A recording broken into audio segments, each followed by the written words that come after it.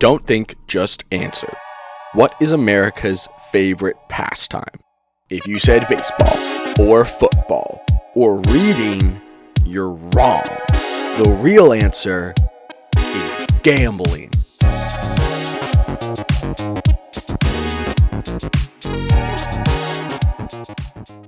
I've been really enjoying making these yapping videos, but I've been struggling with coming up with any good ideas. So I thought, what better way to get my creative juices flowing than setting up a wheel and letting that pick what I talk about. So that's what I did. I set up a wheel. It's got 4 options on it: comics, movies and shows, video games, and TTRPGs. And depending on what option it lands on, I'll go spin a separate wheel that has a bunch of options in that category that I've either read, watched, or played, or that I want to read, watch, or play. And whatever the wheel lands on is what I'm going to make a video on.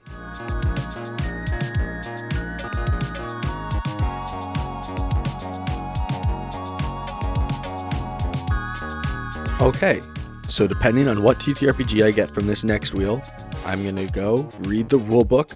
I'll tell you my thoughts on what I like about the game in theory, and then I'm going to go prep and run a one-shot, and I'll come back and tell you what I like about the game in practice.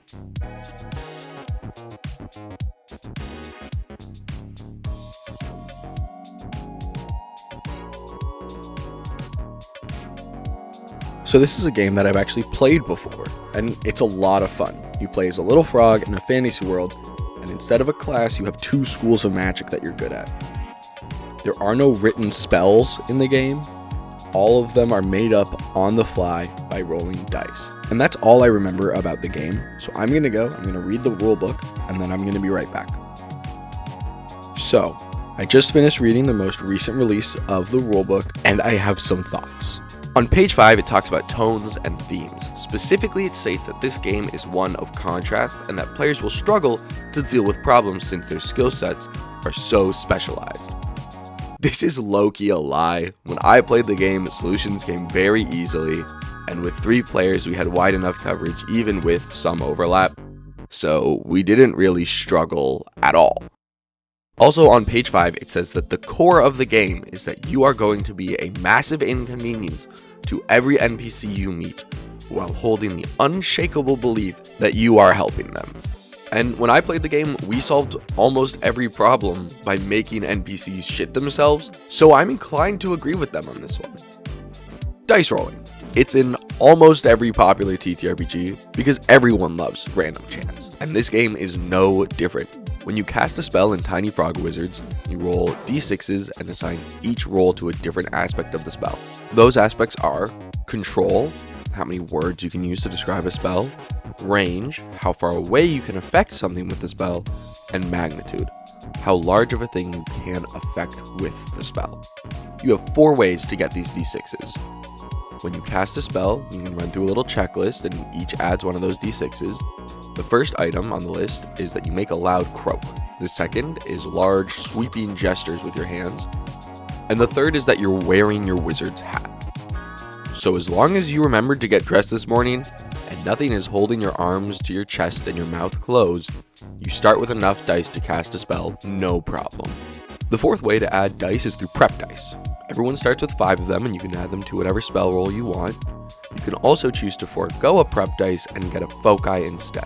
It's just a more specialized version of the prep dice, and it refreshes at the end of a scene instead of on a rest. My main problem with the checklist is that when I played, it felt like it slowed down the game, because my GM would go through it every time someone cast a spell, which it only took a few seconds, but when high stakes combat interactions start, we cast a lot of spells in succession.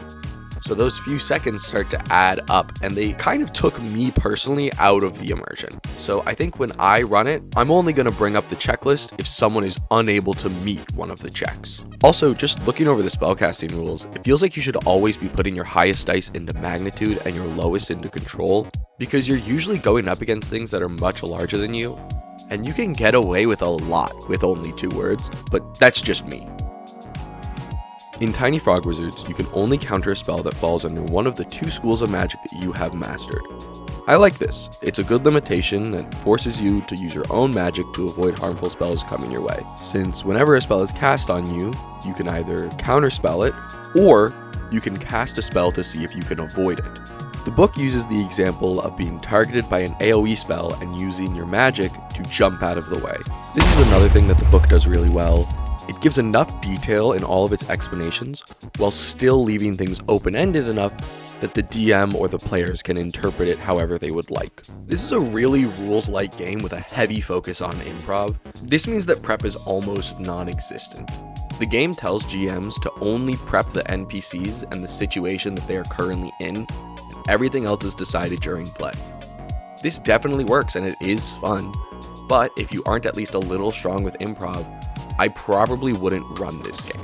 That's not to say that you can't be a player in this game. I found that I didn't have to do any more improv than I would in a game of D&D. It's just that the nature of the game doesn't really lend itself to heavily prepping your sessions like D&D does. I love that the players decide when the problem is solved. It's very on theme and it's probably my favorite part of the game. When I played the game, harm kind of felt like a non-issue because, as I mentioned earlier, whenever someone tries to cast a spell on you or hurt you in some way, you have the opportunity to cast a spell, which means usually you can use a spell to avoid harm. The only thing you can't really avoid is spells that fuck with your mind, but if the spell is an AoE or a projectile, you can just dodge it. I don't know, I'll see how it feels when I DM it. So now that we have the rules down, I have a one-shot prepped and ready to go. So I'm going to go grab some of my friends, I'm going to play the game, and I'll be back in a few days. I'm back. It's been about a week. I finished the one-shot about 10 minutes ago as of writing this portion of the script. And first order of business, very fun game. It's just as fun to run as it is to play, which is great. I ran the game with 4 players, and they all seemed to love it. They all asked me to run it again soon, and I very much intend to. A couple of the highlights include one of the characters, who we'll call Moogle, made a horse-sized duck that resembled a piñata. Also, another character, who we'll call Bloppy, cursed a purse thief to have no legs, and then made the bag that said thief stole run away from its owner. One of the other players then made the lady's bag float away in a big old bubble, and then another turned the bag and all of its contents into steel, which upset the owner greatly. Those 2 frogs then began to celebrate while the lady was screaming at them about how they had ruined her bag. Now that we've got the funny moments out of the way, I'd like to say that I was right. I only brought the checklist up for the first spell and any time that the frog was unable to meet one of the requirements after that, and it made the game run way smoother. Also, even though we had a fair amount of overlap in terms of Mastered Arcanum, things still went fairly smooth. The only thing that screwed people over was the word choice for spells. And that wasn't because of a lack of words, it was purely because people used the wrong ones. Like a player said left when they meant to say right, causing the aforementioned bag to run away from its owner. The one thing that I will take back is my statement about not running the game if you aren't good at improv. This game is very much vibes based, and I found that as long as I went along with whatever bit was happening, and by that I mean playing into the absurdity of situations, my players had fun, and I didn't have to make up too much. Overall, I'd give Tiny Frog Wizards a 7 out of 10. It's a very fun game with some very slight mechanical issues, but given the nature of the game, those issues don't really matter. I'd liken it to something like Repo, where the mechanics aren't what make the game, it's the people you play it with. And for that specific reason, I don't feel comfortable giving it a higher score. Keep in mind though that this is only the playtest material, the game isn't officially out yet, so opinions are subject to change. I'm gonna leave a link to the creator of the game's itch.io page down in the description, as well as a link to the playtest material for Tiny Frog Wizards for you to check out for yourself. I hope you enjoyed the video. If you did, please subscribe because it really helps me out. I'm probably gonna make more of these, especially if this one does well, so please leave a like if you want to see more. I'm trying to put out videos every week, but while you wait, you can go check out one of these videos.